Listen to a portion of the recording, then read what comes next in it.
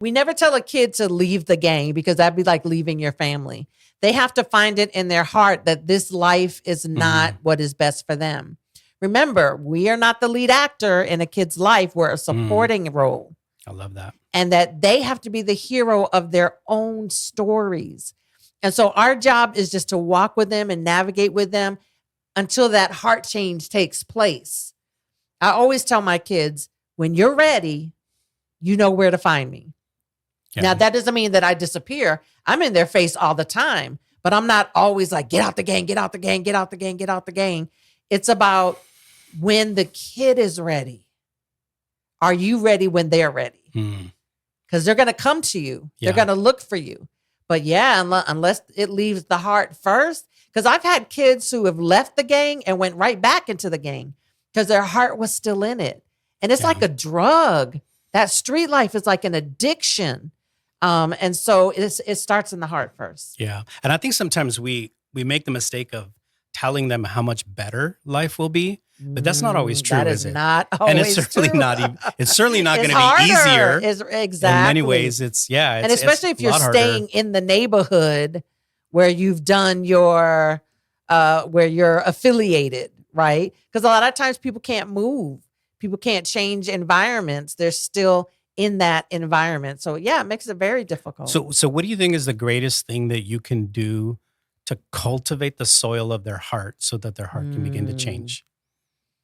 That is a good question. So what's the answer? I think the answer is being present, being consistent, being who you say you are, doing what you say you're going to do.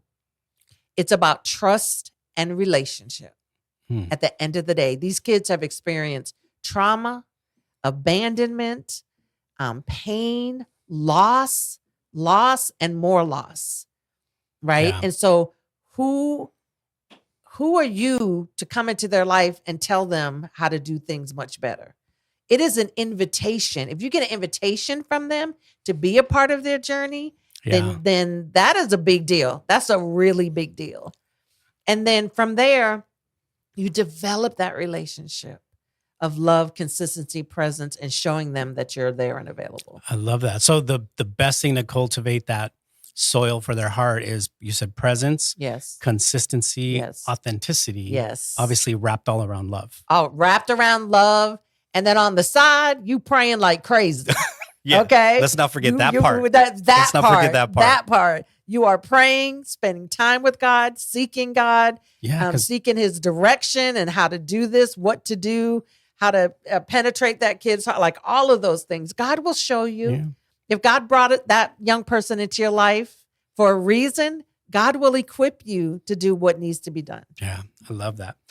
All right, let's move on to part tres. Tres is, so we talked about seeing myself, which is basically your story, seeing others, how God sees them. And then part 3 is really about you seeing yourself, right? Or how you see life. And I think that section actually had a lot of, really great encouragement for those who are in youth ministry. But I think you say that it starts with the realization of who you are and who you are not. Right. Right. How did that process go for you? Well, if he's the great I am, we're the great I am not, right? I think when I tried to do it all by myself, right, and it failed, that's when I realized who I was and who I wasn't. And I think it's very important to know what your role is. You are not Jesus. When I moved into that neighborhood, God told me, clear as day, I did not ask you to go in and save that neighborhood. I already did that. Those are my people. I haven't abandoned them, right? This is my work. This is my job. So know your role, know your place, and know who you are in Christ.